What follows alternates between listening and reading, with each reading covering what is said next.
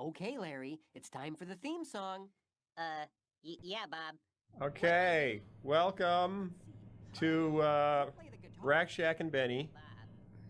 Commentary. This is Phil. This is Mike. We're coming to you live from Lombard, Illinois.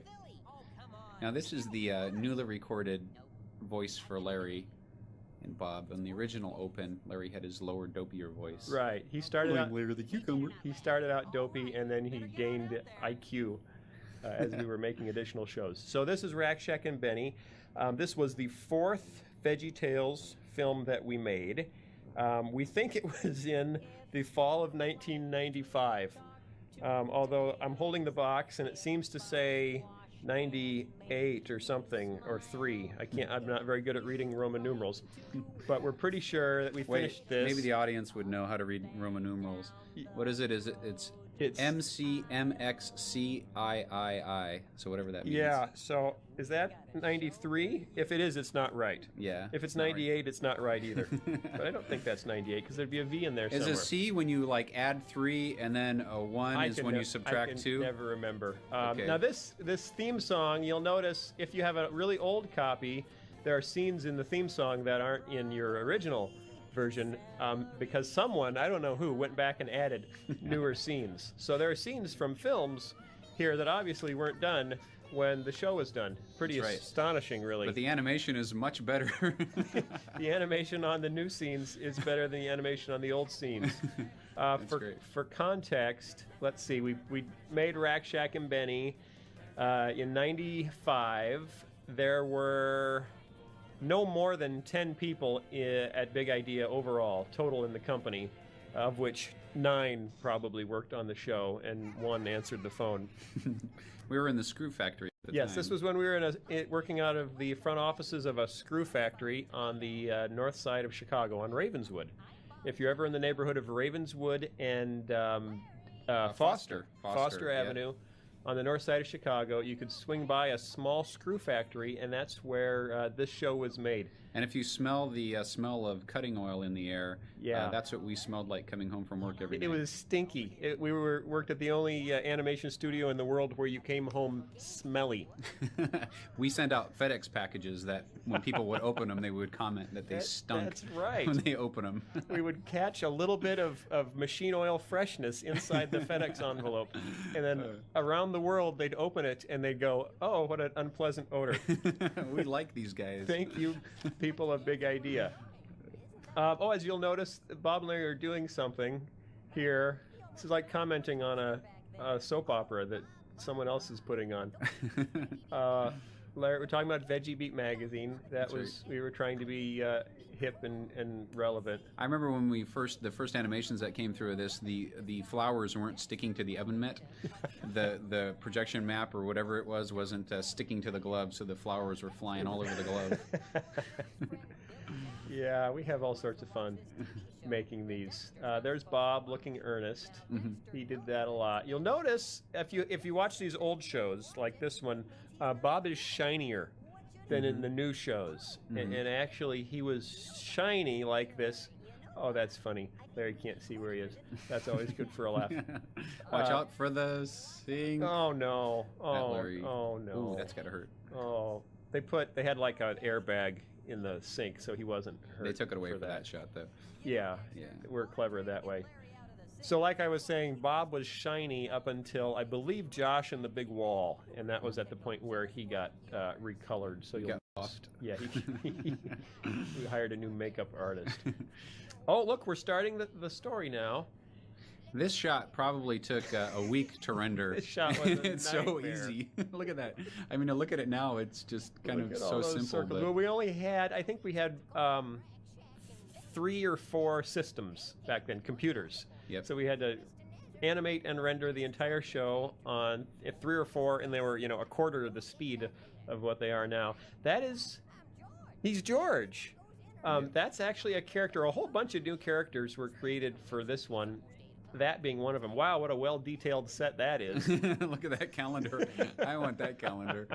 In fact, the whole environment, it evokes Shrek, or some of the finer work coming out of Hollywood today. George, this is what you can do with 9 people working on a film for about 4 or 5 months. In 1995. In 1995 dollars. It'd be worth like $1 million today. No, I think it goes the other way. I think it'd be worth so. about $1.95. $1.95. Anyway, George, we can't rewind. I was talking about George, and now we're already up to Mr. Lunt. George was actually inspired by the Coen Brothers film, a character in the Coen Brothers film, The Hudsucker Proxy. They had a narrator in that film named Moses, old Moses. And even though Moses was black and George is kind of quasi-southern, I don't know what he is. He was inspired by... that's me. I did that voice for that guy under the anvil. Oh, yeah, that's one of Mike's... Excuse me, Mr. Lunt, but you got to answer me. Yeah, he still knows how to do it. That was pretty magical. Thank you, Mike, for that. Thank you very much. Was that a credited role or an uncredited role? That was an uncredited role. Okay. Yeah. It's still impressive. Thank you very much. Now, up till this point, I mean, the films we had done before this were Where's God When I'm Scared?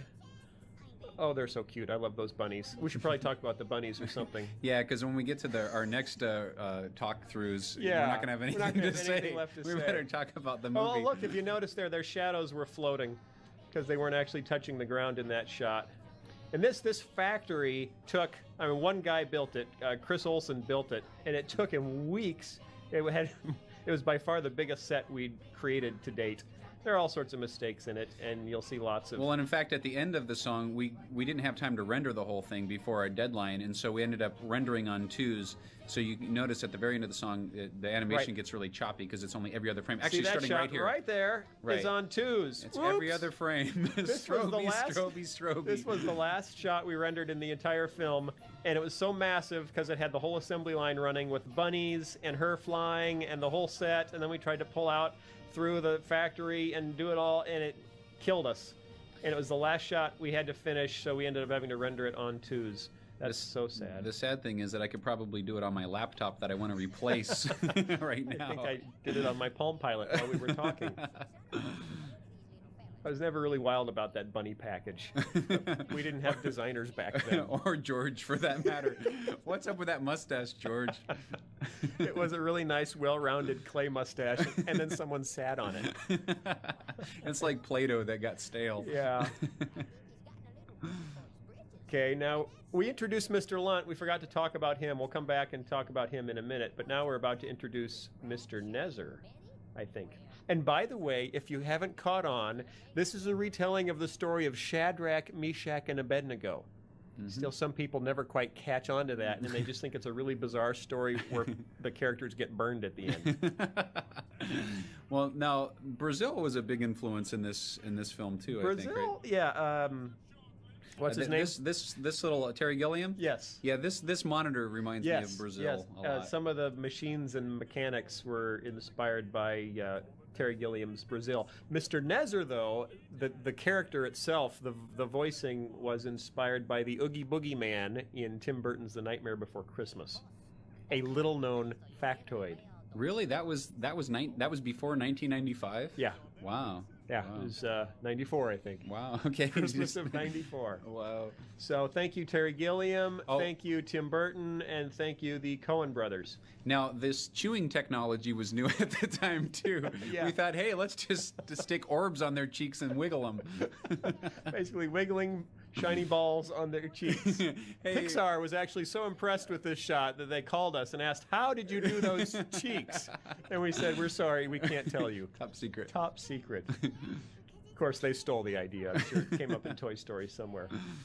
So this was actually the year that Toy Story came out, and probably came out at about the same time. Yeah. It's very hard to tell the difference. Yeah, it is. Technically. What 9 people can do in a smelly screw plant as opposed to 180 people in a well-funded studio. Oh, this. Okay, this takes my vote for the worst animation we've ever done. She looks like a Macy's Day balloon hovering over his crib. Well, you know, there were only 9 It's people. kind of frightening. working. If you saw that in your crib, wouldn't you be frightened? Well, look, it's putting him right to sleep. Junior was so embarrassed to have to wear that baby bonnet. He wouldn't come out of his dressing room. That for sucking. hours. That sucking was was it? influenced by The Simpsons. So thank you, Matt Groening, for that. You notice the buzzing texture on the floor behind him. Render technology wasn't so hot back then, and it's very hard to render a whole half-an-hour film with 4 computers. That was nice, though. That was nice. We make up with heart what we lack in technology. Back then. Lacked. Yes. We're getting better We're at getting it, you know. better. Oh, look at that. Very Oh, that's our effective crying technology. I think that's Yes. our first use of crying technology. Yeah, yeah. Very similar to what you just saw in Monsters, Inc. as Sully walks away from Boo. Oh, did you see that rapid action chewing on the peas? Oh, look, they're slowing down. Oh, wow. Oh, ow. That's a little intense. Yep. Now, I believe Nezer's office was also inspired by some of the art direction in the Coen Brothers' Hudsucker Proxy. Mhm. A film I'd highly recommend. Oh, like bloated whales. Now, Mr. Lunt, while we're here, we'll talk about Mr. Lunt, who was also created for this show. He was supposed to be kind of the archetypical, He was quintessential gangster's sidekick. The guy who's always running around saying, hey, boss, what do we do? and your goal was to make him half Italian and half Hispanic, right? Yeah, quasi-ethnic. I was trying to park him somewhere in between Italian and Hispanic, and he usually ends up going more Hispanic than Italian, but it's not my fault. But he was actually the voicing for Mr. Lunt was inspired by the weasels in Who Framed Roger Rabbit. So you can add that to the big wall chart of character inspirations. That's a funny scene where he says, I'm Benny Boo. Oh yeah, that's coming up, right? No, it just went by. Oh, it did? Oh, I'm sorry, you were talking. Can you please be quiet? Look, his mustache is not moving. We didn't know how to make their mustaches move until much later. That was a new plug-in around 1995. Yeah, and you like the view out the window? 6. I think the view out that window is one of our finer matte paintings we ever. Well, it's hey, where'd he smoked come factory from? glass. But look, we defocused the background. That was Oh yeah, very advanced. You for know, we actually 1995. did this on a Macintosh. We took these frames out frame by frame into a Macintosh and defocused them, Right. and then brought them back in. Wow, and back then that's saying something. Yep.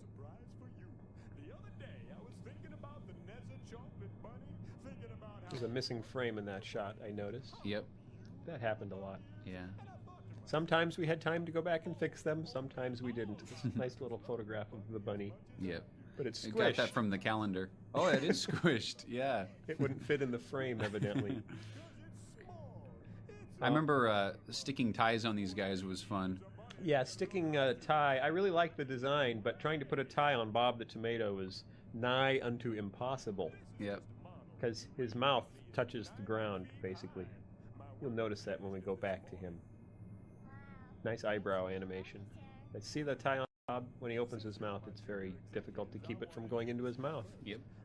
which it often did, I imagine. See, I like the clock on the wall. It's very, overall, a nice late 50s, early 60s look to his office. hmm I'd like to work in an office like that someday. Well, that was like your office in the screw factory. It had Yeah, it was, shag actually. carpeting Yeah. and the guy really who ugly curtains. built the screw factory was a bit of a hipster, and he built himself an office with real wood paneling and shag carpet. And that was my office. And he had his own bathroom. He had, so then I had my own bathroom.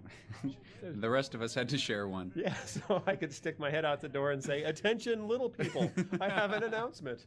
I'm going to use my bathroom. Okay, well, we could talk about this song for about a half an hour, or we could just read the letters from parents about this song. Now, if you're watching this version, and if you're listening to my voice, you obviously are watching this version. This is the third version of the Bunny song that we created. The first version, obviously, this is where it gets fun. The first version, I mean, obviously the bad guys' song that they weren't supposed to sing had to be bad, right? That's right. If the song was good, it'd be okay for them to sing it, right? That's right. So it was Yeah. really important to the story that the song was bad, right? That's right. But there's a problem with that scenario. So I made this song a little bit too bad, and it had lines in it. I mean, those lines, some people didn't like that, but it also had lines in, I don't love my mom and I don't love my dad. And that didn't go over very well. And Or I won't go to church and I won't go to yeah, school. well, that's still in there. Oh, is it? It just Isn't went it? by. Oh, it just went by I where thought you're we took talking that so out. much. Well, that's what a commentary is for. I mean, I hate the commentaries where they don't say anything. You just hear them breathing. That's no fun. Wait, let's do that for a minute. Okay, so you can enjoy the song. Mike's going to breathe for you in rhythm with the song. But the problem with this song, it was so catchy that it's one of our more catchy songs. It I is a think, of all catchy time. song. So the It's a- kids were just Yeah, too I don't tempted think to the sing tape it. was out more than 3 weeks before we started getting letters. And I got a letter from one mom in particular who said she was in a grocery store and her kids started singing, I don't love my mom and I don't love my dad. Yeah. And then another mom, their kids were singing with their neighbor kids, I won't go to church and I won't go to school. And we thought, okay, maybe this wasn't such a hot thing. Because that's a song they weren't supposed to sing, and yet kids were singing it. Obviously not paying any attention to the story. Did they learn anything? So we did a sing-along video, and we wanted to use the song on the sing-along video because it was so, singable. So we rewrote it entirely and made, what we called the redeemed version of the bunny song, which was all good when his character was redeemed. Ooh, that's scary. Bad bunny. That's bad. So anyway, we did that one, and then we decided we really need to change the song in the video itself. So we wrote a less bad, kind of a medium bad version, and I believe that's the one that you've just witnessed. But then we got letters from people who didn't like that one as much as the original Well, one. yeah, a few people said, "Oh, come on, man, stick with the original one." So you can. This is what I told Mike way back then in 1990, whatever. 5. You can please some of the people, some of the time, or all of the people. No, that's not how it goes. You can please your mother almost all the time, but you can't please all the mothers any of the time. I don't think we had the technology in 1995 to get sayings quite right. Something like that. Oh, wow, this is an exciting part. Now, this was back before we had any designers on staff, so all of this is my own design. I designed that. I made little sketches. They're really bad sketches because I'm not a very good illustrator. I remember doing the sound effects for this scene. Yeah, they were big. It was the most ambitious we've gotten with sound effects. So we just used a lot of reverb and a lot of what was the crunching? I don't know if I got that off a sound effects What's disc. going on with Mr. Lunt's mustache? It's disappearing. Ooh, this was fun. Oh, it's gone. That, Oh, that no, was there it my is. idea. Put the platform on hydraulics, I said. And I came up with the hydraulic sound there. Good job. Thank you very Yeah, much. back then Mike was doing all the editing, audio and video editing, because there were only 9 people. So. And all the mouth animation too. Oh, that's right. Yeah, I animated all these mouths. Yeah, and look at all those little peas with the fronts of their hats stuck in the sand. Ooh, that's an angry face. You can't really see his mouth there because we didn't have a lighting department yet. So characters would disappear a lot due to bad lighting. But he's singing the right song. God bless him. No, it's the right song. Laura was it? Well, this was no. Laura appeared first in the story of Flibber Lou, but she didn't have a speaking role Right. until we got to this one. Yep. This is Kristen Blegan's voice. Yep. Well, that was nice. But I think they're going to get in trouble.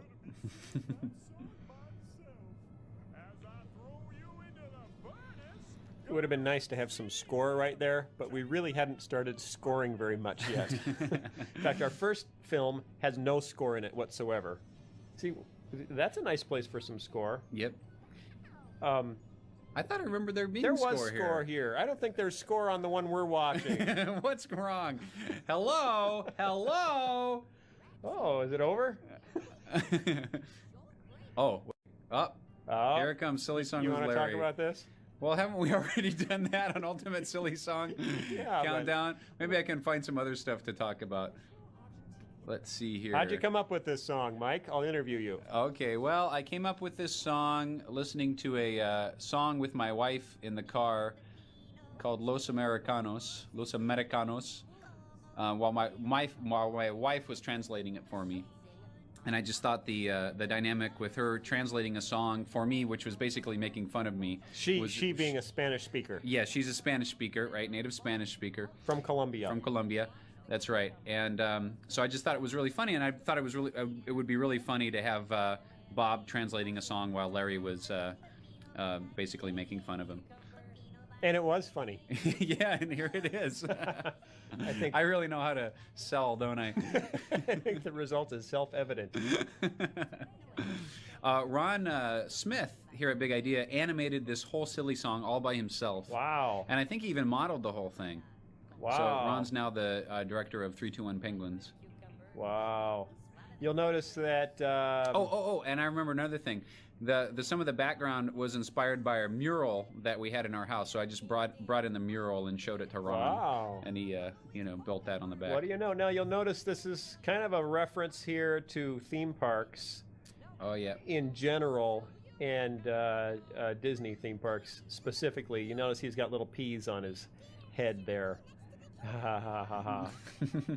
Ha ha. And what he said was authentic Argentinian garb. That's right. I don't think anyone has picked that up. And those are dwarves. See, they were dwarves chasing their mother. I got a letter from some kids who thought that we were making fun of dwarves. Really? Yes, and their uncle was a dwarf. Oh, no, we weren't doing that. No, we were not making fun of dwarfs. We were kind of making fun of certain theme parks that we like, and we take our own kids to. Quite often. Nothing against them, but it's just, can be fun to have fun with things. Yep. Sometimes. Yeah. God made a whole world full of things to have fun with. That's right. But the like butter on a bald monkey line is probably my favorite line Mike has ever written. Really? Yeah. My top 2 or 3 spoken phrases of all time. Well, that should be on a T-shirt then. I think so. Look at him go. You'll notice that Larry's poncho is kind of dancing a little bit. Again, a limitation of our render technology at the time. Yep. It sure would be nice if that poncho could react as Larry. Yeah, maybe if it would move or something. Yeah. It's a starched poncho. So this was 1995, like we said, and there were. Did we mention there were only 9 of us that made this? I think with we only said something. 3 or 4 computers. How many? I think we only had 3. I think we had. Yeah, because we had to double shift. We had 6 guys animating, and 3 would work from 9 to 5, and then 3 would come in and work from 6 to whatever. Yep. Oh, and our editing system at the time, the Media 100, we had 6 gigabytes. Was that 6 gigabytes or megabytes? Gigabytes. No, yeah, 6 gigabytes. Yeah, it'd be a really kind of small 6 gigabytes at the time, and it was an incredible amount of storage. We thought at the time, and I think we paid $8,000 for those 2 drives to hold 6 gigabytes. So, and I just bought a hard drive from my computer at home, paid $80 for 20 gigabytes.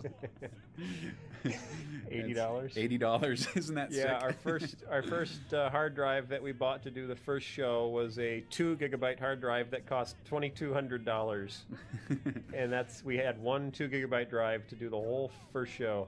Yep. Now we have 2 editing systems. Each of them has 200 meg, and then central storage at Big Idea 200 gig, you mean? Sorry, 200 gig. Yeah. And central storage at Big Idea is 1.5 terabytes or 2.5 terabytes or something in that range. Yep. See, technology, it changes. That's really what we're trying to say here. Over the years. If you don't like it, just wait a minute. But you know what? It's like the weather in Chicago. Ropes. Let me say a word about ropes and technology. Rope technology hasn't really improved in the past 6 years. Every time we tie up our veggies, it looks equally as bad. If you go to the Christmas show, the Toy That Saved Christmas, these guys are tied up once again, and it looks just as unbelievable. Ooh, that's not a good sign. So they're going to go down the slide. Now this was a little tricky. This shot right here. This is a weird shot. It's a point of view shot that automatically. Whoa, was that re-edited? I think that might have been re-edited. No. Yeah, you remember because it was their point of view shot, and then it actually in the middle of it disengaged from the character's point of view and went out. Wait a minute. Oh, look, there's another shot on 2s. Yep. Every other frame was rendered there. Someday we'll fix that when we have the money. He fell into a big vat of chocolate. Now, I designed those little carrot cars. I was very proud of those. Those are nice. The flying bunny heads that the carrots drive. Ooh, scary. That was a BMW that I used for a sound effect there wow. on that car. Very impressive. Yep. Now, this was really our first attempt in VeggieTales at a chase scene. There are some, if you want to make movies, there are some key elements you have to be able to do. A good musical number, a good chase scene, a good emotional heart tug. And so every one of these early films kind of explored a different thing to see if we could figure out how to do it. And this was, let's see if we can do a chase scene. In retrospect, it's a kind of a pathetic chase scene. It's a little slow, isn't it? It's a little slow. Hey, she put on the brakes there. That was pretty good. Yeah, she put on air brakes of some sort. But they're clearly in trouble now. Mr. Nezer was a lot of fun. We still like that guy. Yeah. He doesn't get to come back enough. And those are the same hands that were assembling bunnies on the conveyor belt. We just started slapping those hands all over the place. And you'll notice there was a gap over his head. That was a rendering mistake. Mr. Lunt there was supposed to have a catwalk over his head, and there's just a hole in the catwalk. And out the windows, of course, it's still the whiteout. It's a heavy, heavy snow. This is actually a good-looking piece of animation right here. Oh, in this yeah, section. the stuff in here came out really well. I think I won't even speculate as to who did it. It was either Tom Danon or Ron Smith, but it was very nice. But the fire, I just want you to know, the fire in the furnace, I animated. Did you really? Yeah, and I Oh, think wow. the opening of the furnace, of the mechanical stuff, I did that. Oh, But that's nice. Thank you very much. Whoops. This was back when I was still animating a few shots here and there. I don't think I did the smoke, though. See, now look, it's kind of hard to see them. That's that lack of a lighting department again. And now everything gets kind of crazy. Is that a train whistle I hear? Sounds kind Yeah, of like I think I train used a whistle. train Oh, whistle. I did that. I animated those special effects stuff coming out the windows. Yay.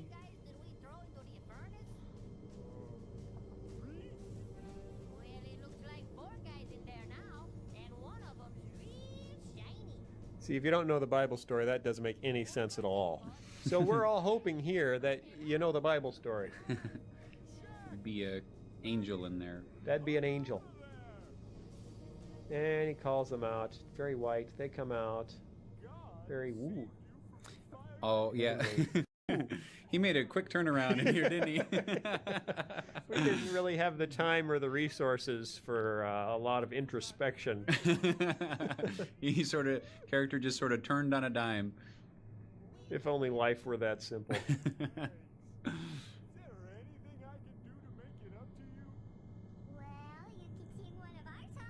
Oh, here comes a fun one. Now, a couple people have picked up on this already, but this song was actually inspired. Adamant, right? Yes, Yep, Goody Two Shoes. Yep. Adamant. Yep. The song that we won't sing for you right now, 'cause it wouldn't necessarily be appropriate. But it has a great groove to it, and that kind of inspired this. This was one of the first songs that we tried to produce with live horns in it. Up till this point, almost everything was just completely synthesized or sampled. You notice they've all those peas have cut themselves shaving or something. Those P's were all the animators. Remember we that's put all the right. animators into the That's booth? right. We and put all the animators Yep. in the booth in the screw factory, and had them sing. I can recognize the booth in voices. the booth in the screw factory was like a fireproof safe. So it was like this Right. big concrete room that we actually had to get that construction adhesive and glue foam to the walls. Larry fell off the end. That's silly. That's always good for a laugh. Yep. Sometimes when we worry about not having enough humor in the show for the kids, like we've been doing a lot of really, hopefully, funny dialogue and stuff like that, we just have to remind ourselves, have Larry fall down. Have Larry fall down. It's time for Larry to bump into something. And then the kids are right back into it. Remember this? Yes. We didn't have time to render We that. didn't have time to finish the show, basically. So let's do some quick cuts instead of a pull-out. So we got to the end, and we run out of time, we run out of money, we'd run out of everything. And so I just came up with that. I think I animated that little loop there, although maybe Ron Smith did it, so I'm not going to take credit for it. and then pulled out and said, "Okay, I guess this is I guess the film's over. I guess I have George smile and twinkle his tooth, and then let's get out of here, because it has to ship the day after tomorrow." Oh, here's another render savings. Split Bob and Larry up and have them talk to each other. And never show Larry. See, some directors would have said, "Okay, let's cut to the cucumber." That's right. Now. But if you can just have Larry, or if you just have Bob stare at the screen, you don't have to animate Larry. Right. That's a beautiful echo on his voice. Did you do that? Yeah, I did. I turned up the reverb on that one. And that was some of our first water. That's right. Very nice water animation. That's right.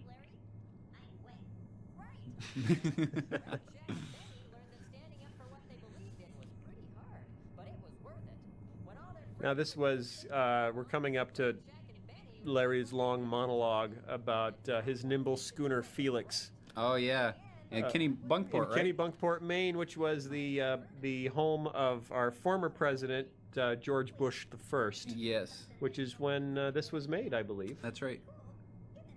No, it must have been after that. It was 95. Yeah, Bush went out of office before then. Yeah. Yeah. I think he went out of office in, what, 92? We were still reminiscing about the good old days, I guess, or something. Here he goes.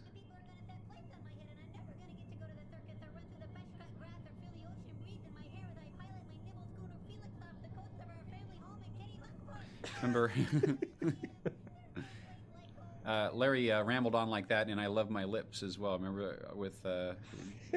See, he clicked his heels together 3 times. Click, click, click. Get it? I get it. Get it? That's some funny stuff. See, some of the humor is just, it's so, sophisticated complex that you can show it to people and they don't laugh. See, that's a whole higher level of sophistication when people don't laugh.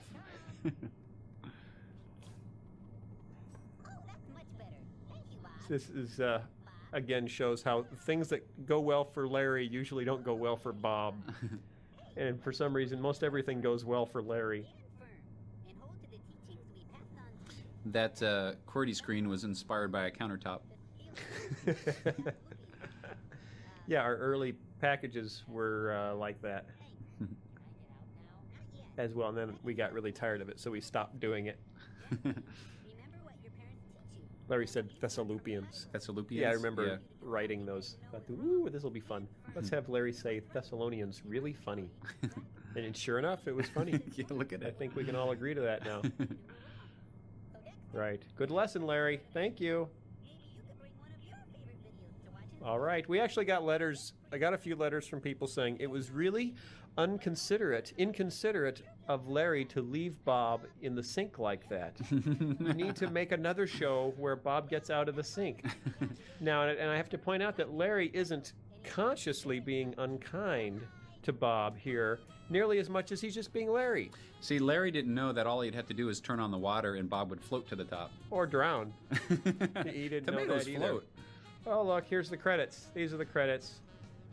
Look on. See, that's pretty much the whole company right there. There you go. Leslie, yeah. He was a fireman half-time. Yeah, he was a half-time fireman, and He'd he work was our every render third wrangler. day and come in and render. And the funny thing is that he found working at Big Idea so much more stressful than being a firefighter that he quit and became a firefighter full-time. True story. Oh, wow. So here's all the songs. Yep. Kurt, yep. Russ did horns. Kurt helped me write all that stuff. Dance of the Cucumber. Oh, there's me. Mike did that. That's him. Yay. Kurt helped Mike. Because we don't really write songs. We write melodies. And then Mike has to turn them, or Kurt has to turn them into songs. Oh, translation, Lisa, that's my wife. Lisa, that's she Mike's helped me with wife. The Spanish translation. And Lisa Vischer, that's my wife. See, we both married Lisas. Isn't that ironic? Oh, look, it's all done. Okay. See you next time. Goodbye. Thanks for coming.